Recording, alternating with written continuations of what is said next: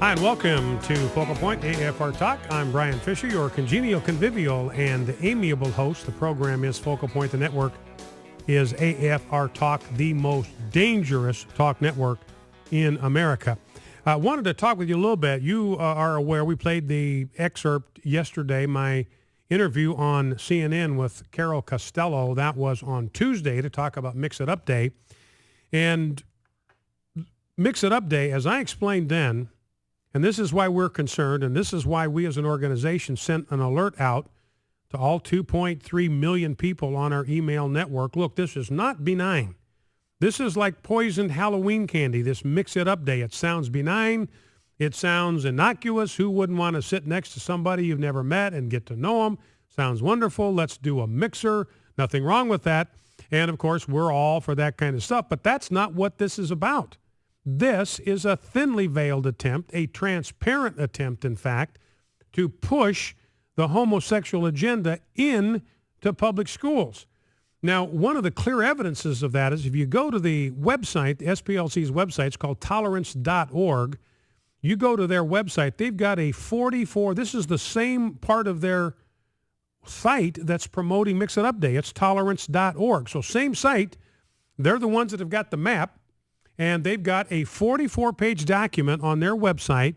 The title of the document is Responding to Hate at School. So here's Mix It Up Day, and right next to it, you can see a 44-page document telling you what you're supposed to do to respond to hate if it shows up at your school. Now, here's what the document says. This is Nazi-esque, ladies and gentlemen. No insults related to sexual orientation will be tolerated. So that's what the SPLC says. That's our agenda here. That's where we're going. If you say anything that could be construed as an insult to someone's sexual orientation, it will not be tolerated. Now, the tricky part here is the word insult. Because if it says insults will not be tolerated, okay, fine. How do you define an insult? And who gets to decide what an insult is? Now, do not forget for Big Gay, for the gay Gestapo, if you tell the truth about homosexuality, that is considered an insult. You have offended, you have committed a crime of blasphemy against the God of gayness, and you must be punished. And that's my point. The whole point of the SPLC here, it's not about pushing diversity, it's pushing perversity under the guise of tolerance. To kind of slide this thing in like poisoned Halloween candy, wrapper looks good, read the, you even read the ingredient label and it looks fine. It's not until you internalize it that you realize it's been laced with cyanide. And this is what we were trying to warn parents about. Everything that comes out of the SPLC, every agenda, every program that comes out of the SPLC is going to be toxic to your students' moral health and to the school's moral health where your child attends. Now, here's what the SPLC says you're supposed to do. If we, as Big Gay, as the gay Gestapo, as the stormtroopers of the homosexual movement, if we determine that you have insulted someone's sexual orientation. Now, for instance, it is simply a true fact that homosexual behavior is immoral, it is unnatural, and it is unhealthy. That is a simple, straightforward statement of fact. But for the gay Gestapo, they're going to call that an insult. And if a student were to stand up in a classroom or volunteer, raise his hand in a class on biology or sexuality or whatever, sociology, civics class, and say, look, I just don't think that we ought to normalize homosexuality in our society because it's behavior that's immoral, it's unnatural, and it's unhealthy. That student, trust me, is going to be penalized, intimidated, bullied by the gay Gestapo. That student's going to be in huge trouble. And the SPLC tells exactly what you're supposed to do to a student like that. The SPLC instructs the school to denounce the hateful act. And they say not just denounce it, but listen to this. Listen to how Nazi-esque this is. The denunciation of the incident should be delivered to students and staff, parents and caregivers, and the wider community. Post it on the school website. Publish it in the school newspaper or newsletter. Send it out to the media. Deliver it over the school's PA system, closed-circuit TV, or intercom. So they say, look, we want you to denounce. If a student gets up and says, I think homosexual behavior is immoral, unnatural, and unhealthy, we want you to denounce that student not only to the school family, but to the media in your community so that the media can humiliate that conservative student for his stand. Now, SPLC has said, well, hey, this is not about homosexuality. What are you talking about? Well, fine. Then we say, then publish a disclaimer. Put a disclaimer right up on your website. Mix it up. They should not be construed as an endorsement of homosexual behavior, nor should it be construed to limit a student's right to raise serious moral and health concerns about homosexual behavior, but they will not do it. Why won't the SPLC do it? Because this is, in fact, about homosexuality. It is, in fact, about pushing homosexuality. Now, Carol Costello, she showed you what this looks like. I mean, Carol Costello, when I was on with her CNN, she showed you what the gay Gestapo looks like in action because she cut my water off just as soon as I started to talk about the health risks of homosexual behavior. As soon as I started talking about the Centers for Disease Control, remember, it's the Centers for Disease Control. That's a federal agency. It's not part of the vast right-wing conspiracy. They're the ones, now you could look it up on their website, that 90% of all of the males who have ever contracted HIV/AIDS, ever in the history of the epidemic, they've researched this all the way back to 1987.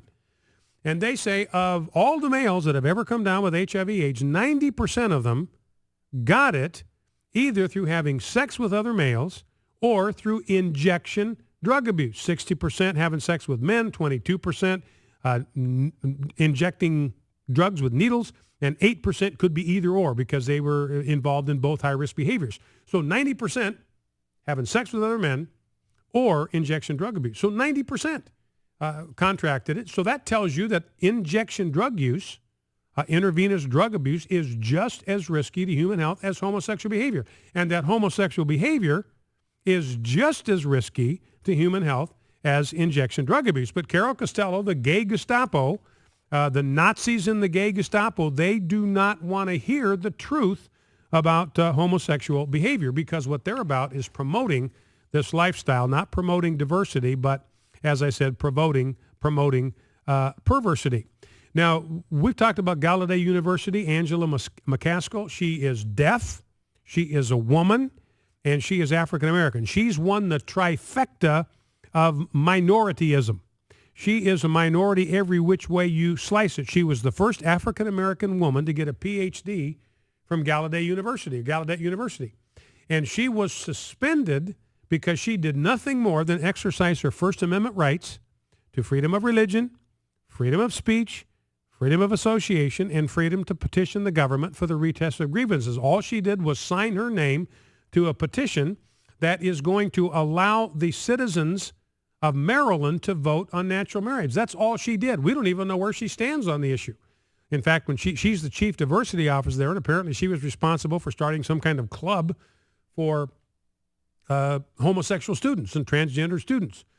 So we don't even know how she's going to vote. She hasn't told anybody how she's going to vote, but just because she signed the petition, just because she exercised her First Amendment right, she was suspended.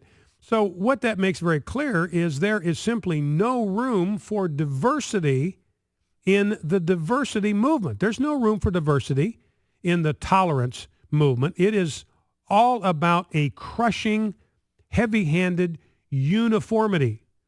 It's not about multiculturalism. It is about monoculturalism, where you must accept, you must bow before the throne of the God of gayness.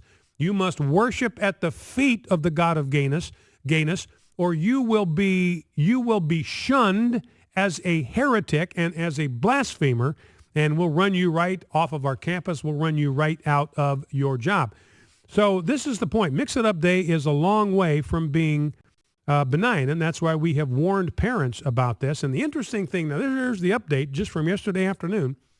Apparently, parents and school administrators have gotten the word, and apparently the SPLC has gotten an earful because, listen to me, this is great. This is the good news. Now, we don't know why, but here's where we're at today. The SPLC has gone into their Mix-It-Up Day map, and they have wiped every school off the face of the map. They've done to their school map what Ahmadinejad wants to do to Israel. They have literally wiped them off the face of the map.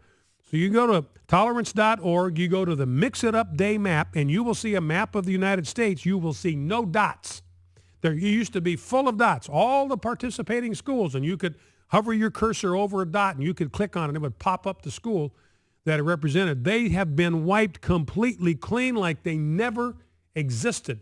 And I think that's because parents have been calling the SPLC, and I think administrators have been calling the SPLC, saying to the SPLC, hey, our school's on your list. How did we get there? We don't know anything about this.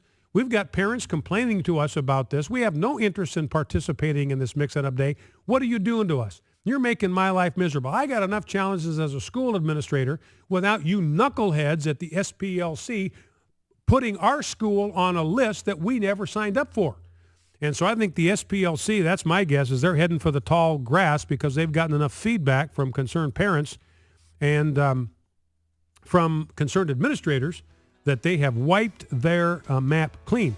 You know, and as I mentioned, I said this to the New York Times. We're not a hate group. We're a truth group.